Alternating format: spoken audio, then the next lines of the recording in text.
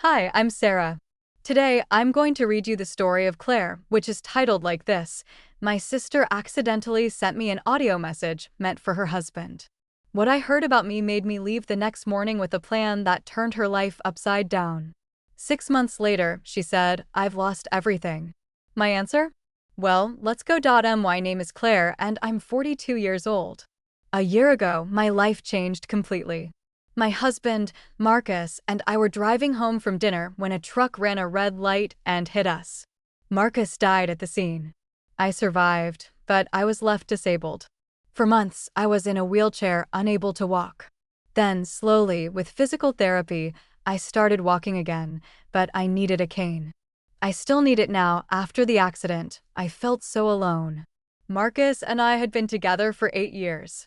We didn't have kids, just each other. When he died, I felt like half of me was gone.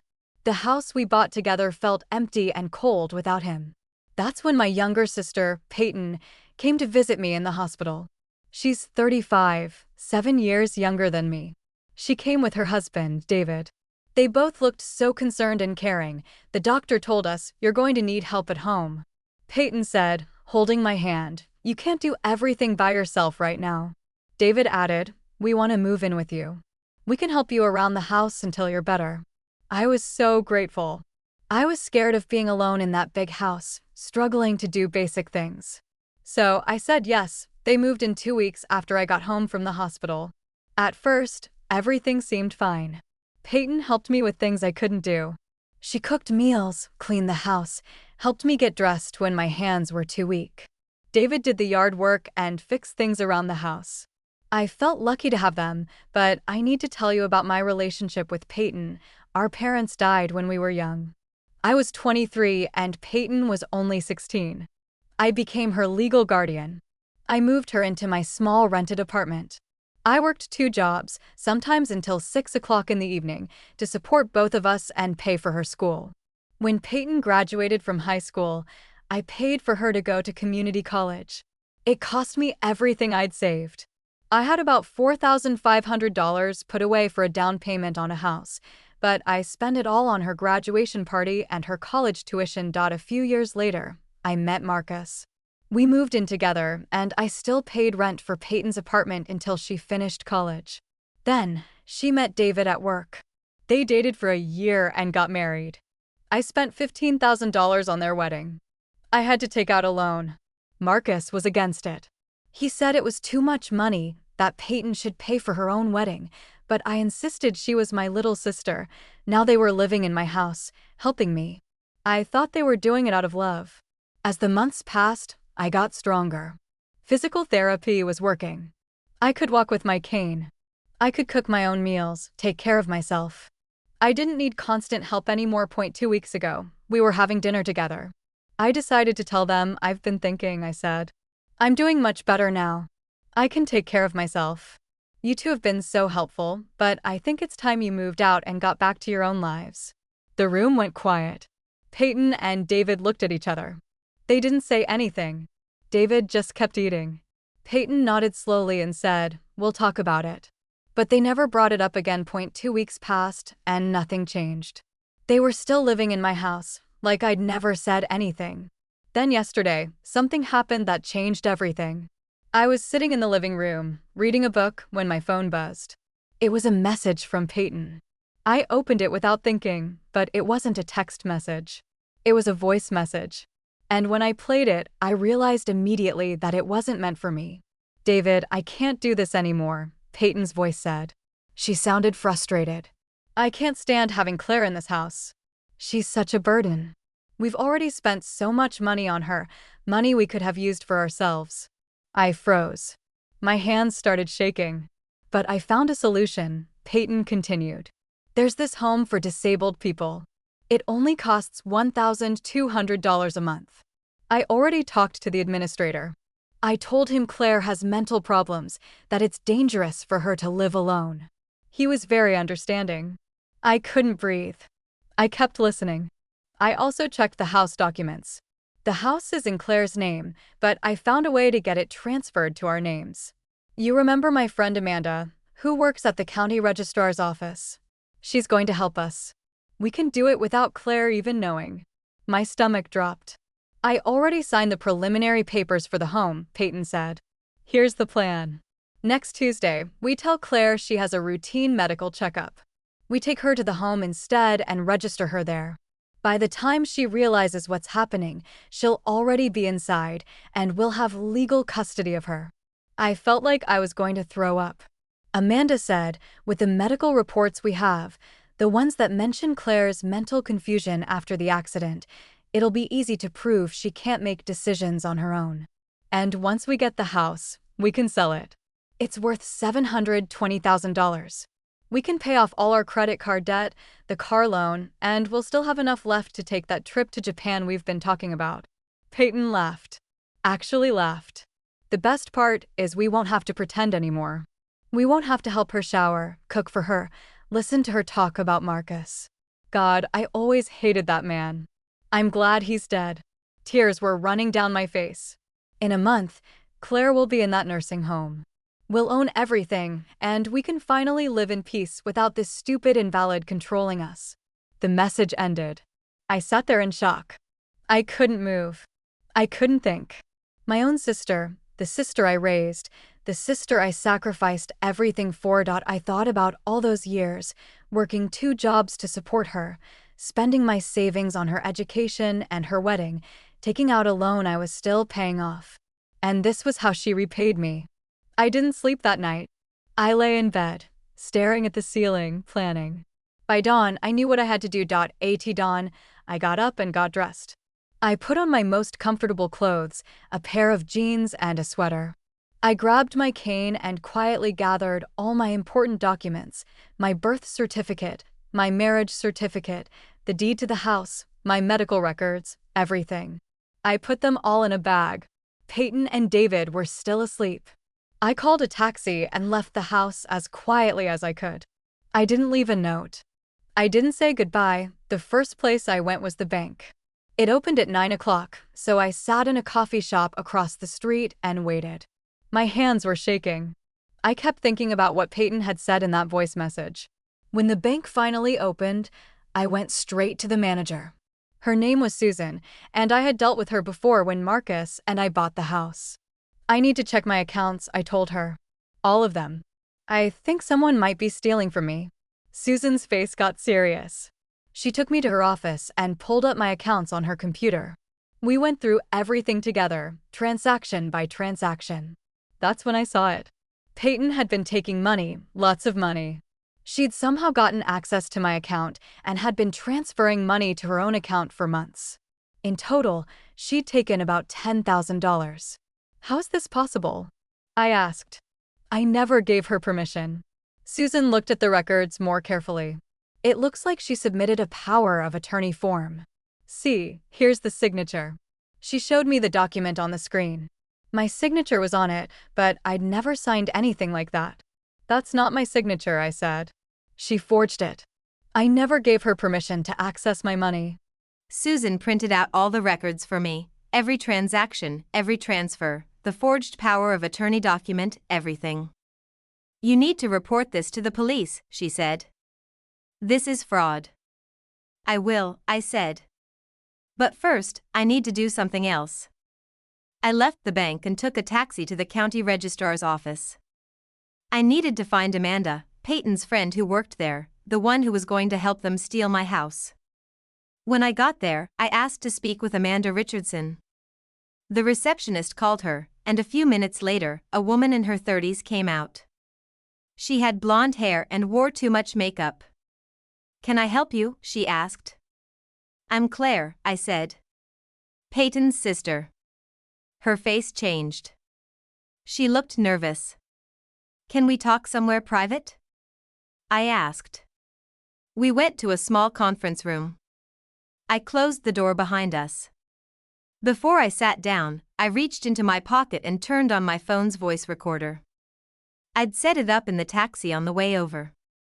Peyton told me about your plan, I said. Amanda's face went white. I don't know what you're talking about. Yes, you do, I said. She told me everything about how you're going to help her forge documents to declare me mentally incapable, about how you're going to help her steal my house. Amanda started shaking her head. No, I never said I'd do that. Peyton asked me some questions about the process, but I never agreed to anything illegal. So, you did talk to her about it? I said. Well, yes, but just hypothetically, Amanda said. She was sweating now. She said you were sick, and she was worried about you. She asked what the legal process would be if someone needed to take over for a family member who couldn't make decisions anymore. And what did you tell her? I asked. Amanda looked down at the table. I told her that with the right medical documentation showing mental incapacity, she could petition the court for guardianship. And once she had guardianship, she could handle all your affairs, including property transfers. And did you offer to help her with the paperwork? I asked. There was a long pause. Then Amanda said quietly, she asked me if I could help make sure the paperwork went through quickly. She said you were in danger, that you needed help right away. I said I'd see what I could do. So, you were going to help her forge documents and steal my house? I said. No, I thought I was helping someone in need, Amanda said. But her voice wasn't convincing. I had enough. I turned off the recorder. Thank you for your honesty, I said and left. Next, I went to see a lawyer. I'd called an old friend of mine that morning, and she'd recommended someone. His name was Robert Chin, and his office was downtown. Robert listened carefully as I told him everything. I played him Peyton's voice message. I showed him the bank records showing the forged documents and the stolen money. I played him the recording of my conversation with Amanda. When I finished, he sat back in his chair and whistled. This is serious, he said. Your sister and her husband were planning to commit multiple crimes: fraud, forgery, theft, conspiracy, and this Amanda woman was going to be an accomplice. What can we do? I asked. We go to the police, he said. Right now, with all this evidence, they'll have to investigate. Will my sister go to jail? I asked. Robert looked at me carefully. Possibly. It depends on a lot of things. The prosecutor might offer a plea deal. But yes, there's a good chance she'll face criminal charges. I thought about Peyton, the little girl I'd raised, the sister I'd sacrificed everything for.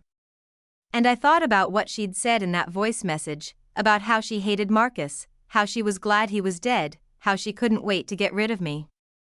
Let's go to the police, I said that night. I didn't go home. I checked into a hotel near the airport. It was a small room, nothing fancy, but it was clean and quiet.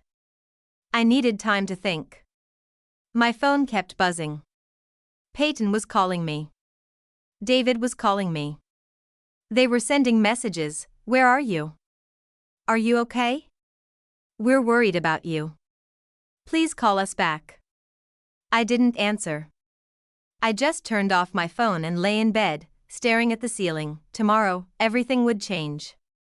Tomorrow, Peyton would find out that I knew about her plan, and her whole world would fall apart, just like she'd planned to destroy mine. The next morning, I met Robert at the police station. We'd arranged it the night before. Robert brought all the evidence with him in a folder: the bank statements, the forged power of attorney, the recording of Amanda's confession, and, of course, Peyton's voice message. We sat down with 2 detectives. They listened to everything. They took notes. They asked me questions about when I discovered the voice message, about my relationship with Peyton, about the house and the money. When they finished, one of the detectives, a woman named Martinez, said, "We have enough here to move forward." "I want to be there when you confront them," I said. Detective Martinez looked at Robert. He nodded. "We can arrange that," she said. An hour later, we were in 2 police cars heading to my house. Robert rode with me. My hands were shaking the whole way. I kept thinking about what Peyton's face would look like when she realized I knew everything. Pulled up to the house at about 11 in the morning. Peyton's car was in the driveway. So was David's. They were home. I walked up to the door with my cane. Robert was beside me. The two detectives were behind us. I unlocked the door and walked in. Peyton was in the kitchen. She turned around when she heard the door open, and her face lit up. "Claire, oh my God, where have you been? We've been so worried about you. We called and texted, and you didn't answer, and we thought something terrible had happened." And then she saw the police officers. Her face changed. The smile disappeared. David came out of the living room. "What's going on?" he asked. I didn't say anything. I just pulled out my phone, opened the voice message, and played it on speaker. Peyton's voice filled the room. "David, I can't do this anymore. I can't stand having Claire in this house. She's such a burden." Peyton's face went from confused to pale. David's mouth dropped open. The message kept playing, every terrible word: the plan to put me in a home, the plan to steal my house, the comment about hating Marcus, everything. When it finished, the room was completely silent. I didn't mean," Peyton started. "Don't," I said. My voice was cold. "Don't lie to me anymore." Robert stepped forward. He opened his folder and pulled out the bank statements. "We also have evidence that you forged documents to steal money from your sister's bank account," he said. "Over the past several months, you've taken approximately $10,000 without her permission." He pulled out another document. "We also have a recorded confession from Amanda Richardson at the county registrar's office, admitting that she discussed helping you fraudulently obtain guardianship over your sister and transfer property ownership." He pulled out one more paper. "And we have a receipt showing you paid for a place at a home for disabled individuals, booking it under your sister's name without her knowledge or consent." Peyton started crying. "Claire, please. You don't understand. We were trying to help you. You need care. I need you to stop lying," I said. Detective Martinez stepped forward. "Peyton Morrison, David Morrison, you're both under arrest for fraud, forgery, theft, and conspiracy to commit theft." No, please," Peyton sobbed. "Claire, I'm your sister. I made a mistake. Please don't do this." David just stood there in shock. He didn't say anything. The other detective read them their rights and put handcuffs on both of them. Peyton was crying so hard she could barely stand. David's face was blank, like he couldn't believe what was happening. The trial took a few months to organize. During that time, I barely left the house. Robert handled most of the legal work.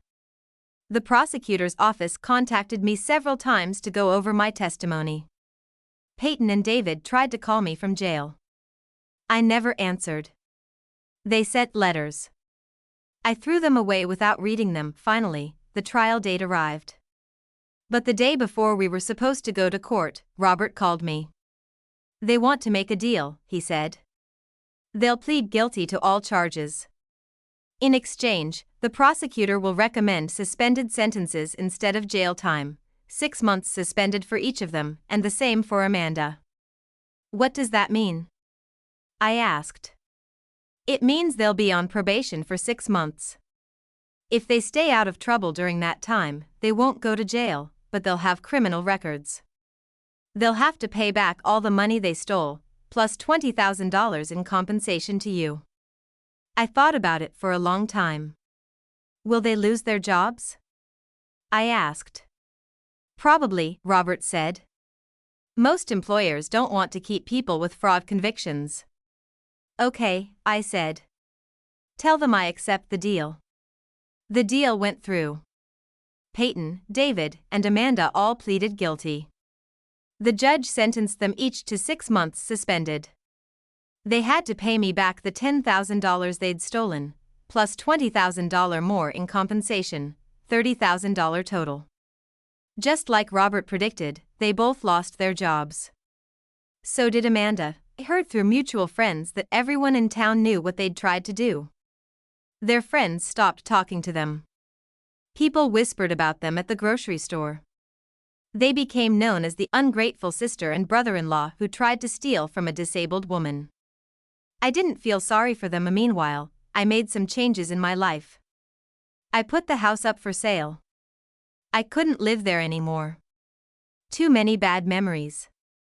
It sold quickly for a good price. I used the money to buy a nice apartment in a complex designed for people with disabilities. It had everything I needed. There was a medical clinic right next door where I could continue my physical therapy. The building had a gym with special equipment for people like me. There was a pool where I could exercise without putting pressure on my legs. It was perfect. I also went to see a notary and changed my will. Everything I owned would go to a charitable foundation that helped people with disabilities. Peyton wouldn't get a single dollar. I was happy. For the first time since Marcus died, I felt like myself again. Life in my new apartment was peaceful. I had a routine now. Every morning, I'd wake up, make coffee, and do my stretches. Then, I'd go down to the gym and work out for an hour. The physical therapist at the clinic had given me a specific program to follow, and I stuck to it religiously. After my workout, I'd usually paint for a while. I'd never painted before the accident, but I'd taken it up as a way to keep my mind busy. I wasn't very good at first, but I was getting better. I mostly painted landscapes, scenes from my memory of places Marcus and I had visited together, and in the afternoons, I volunteered at the community center. I helped other people who were recovering from injuries or learning to live with disabilities. It felt good to help people, to use my experience for something positive. Hadn't heard from Peyton or David in all those months, not since the trial. I didn't know where they were living or what they were doing. I didn't want to know. Then, one day, about 6 months after the trial ended, I was sitting in a small cafe near my apartment. It was a Tuesday afternoon, and I was reading a book and drinking tea. The cafe was quiet, just a few other people scattered around. I looked up from my book and froze. Peyton was standing near the entrance, looking at me. She looked different, thinner. Her hair was shorter. She had dark circles under her eyes. For a moment, we just stared at each other. Then she walked over to my table. "Claire," she said. Her voice was quiet. "Can I sit down?" I didn't say yes, but I didn't say no either. She pulled out the chair across from me and sat down. We sat in silence for a minute. I could see her hands shaking. "I saw you through the window," she finally said. "I wasn't following you or anything. I was just walking by, and I saw you sitting here, and I thought maybe this was a sign that I should talk to you." I didn't respond. I just looked at her. "I wanted to say I'm sorry," she continued. "I know that's not enough. I know what I did was terrible, but I need you to know that I'm sorry." "Okay," I said. My voice sounded flat, even to me. "I've lost everything," Peyton said. Tears started running down her face. "David and I lost our jobs. We lost our apartment. Everyone we know won't talk to us anymore. We had to move 2 hours away just to get away from people who knew what we did. I work at a gas station now. David works at a warehouse. We can barely pay our bills." I took a sip of my tea and waited. "I know I deserve it," she said. "I know what I did was unforgivable. I was greedy and selfish and cruel. I said terrible things about you and about Marcus. I tried to steal from you after everything you did for me." She wiped her eyes with her sleeve. "I think about it every day," she said. "About how you raised me after Mom and Dad died, how you worked 2 jobs to pay for my school, how you paid for my wedding, how you always helped me whenever I needed anything. And I repaid you by trying to put you in a home and steal your house." I still didn't say anything. "I don't expect you to forgive me," Peyton said. "I just wanted you to know that I'm sorry, that I regret what I did, that I wish I could take it all back." I put my book down and looked at her directly. "Do you remember what you said in that voice message?" I asked. "About Marcus. You said you always hated him. You said you were glad he was dead." "I didn't mean it," Peyton whispered. "I was angry and frustrated, and I said terrible things I didn't mean. Yes, you did mean it, I said. Maybe not the part about being glad he was dead. But you did hate him. You were always jealous of my relationship with him. You thought he took me away from you. Peyton looked down at the table. And you know what the worst part is? I continued. It's not that you tried to steal from me. It's not even that you wanted to put me in a home. It's that you were willing to do all of that after I spent my whole adult life taking care of you. I gave up everything for you, Peyton. And you couldn't even pretend to care about me for one more year. I know, Peyton sobbed. I know, and I'm so sorry.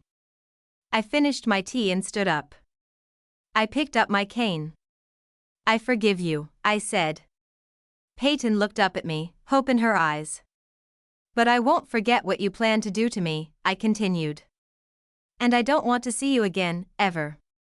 Claire, please, Peyton said. I mean it, Peyton, I said. I forgive you for what you did. I'm not going to spend the rest of my life being angry about it. But forgiveness doesn't mean I have to have you in my life. You made your choices. Now you have to live with the consequences. I turned and walked out of the cafe. I heard Peyton crying behind me, but I didn't look back. That was 6 months ago. I haven't seen or heard from Peyton since. I don't know what she's doing now. I don't know if she and David are still together. I don't know where they're living or how they're doing. And, honestly, I don't care. My life is good now, better than it's been in a long time. I'm walking without my cane most days now. I only use it when I'm tired or when I'm going to be on my feet for a long time. The physical therapy worked. I'm not completely back to normal, but I'm close. I've made new friends at the community center, people who understand what it's like to recover from trauma, to rebuild your life after everything falls apart. We support each other. We celebrate each other's victories, no matter how small. I'm still painting. I'm actually getting pretty good at it. I sold a few paintings at a local art fair last month. Nothing major, just enough to feel proud of myself. I still miss Marcus every day. I think I always will. But the grief isn't as sharp anymore. Now, when I think about him, I mostly remember the good times, the trips we took together, the quiet evenings at home, the way he made me laugh. As for my family, I don't have one anymore, not in the traditional sense. But I built a new family, friends from the community center, my physical therapist, the neighbors in my building, people who care about me because they want to, not because they're obligated.